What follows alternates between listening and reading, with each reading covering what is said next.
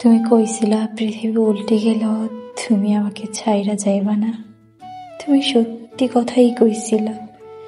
তুমি কিন্তু আমার ছাইরা যাও নাই। তোমারে যেন আমি ছাইরা আসি, তুমি সেইটা খুব সূক্ষ্মভাবেই করেছিলা।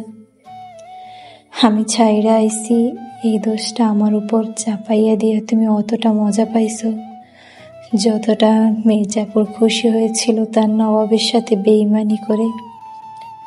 সবচেয়ে বড় দুঃখ কি জানো? এই যে আমি তোমারে ছাইরা আইছি কেন সেটা পৃথিবীর কাউরে বোঝাইতে পারি নাই। সবাই জানে আমি খুব খারাপ, আমি সংসার বুঝি না, ভালোবাসা বুঝি না, কমিটমেন্ট বুঝি না, আমি খুব খারাপ। শুধু আমিই জানি, সেটা নয় তুমিও জানো। অবহেলা, অপমান আর মানসিক নির্যাতন একটা সময় মানুষকে খুব একা করে দেয়। কতটা অবহেলাই না করছো। একটা কলের অপেক্ষায় চোখ দুটো ধূসর গোধূলির মতো হয়ে যাইত। বাংলা লিঙ্ক কিংবা গ্রামীণ সিমের মেসেজ আসলেও আমি ছ্যাদ করে উঠতাম, এই বুঝি তুমি মেসেজ দিলা।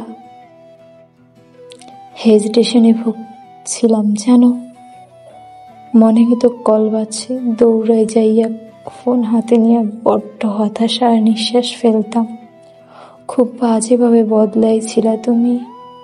তোমার কথার আঘাত খিঞ্চির মতো ধারালোর, প্রত্যেকটা কথায় আমার কলিজায় লাগতো।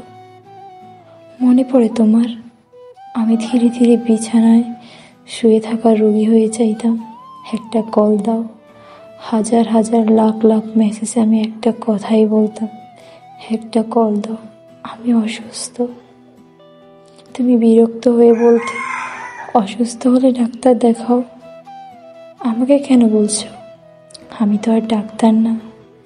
বিশ্বাস করো, রোগটা মনের কোথাও যে ঢুকে গেছে, ওইখানে ওষুধ প্রবেশ করে না। ডাক্তার যতটা ওষুধ দেয় তার কয়েক গুণ ওষুধ তুমি আমাকে দাও। কিভাবে সুস্থ হব বলো?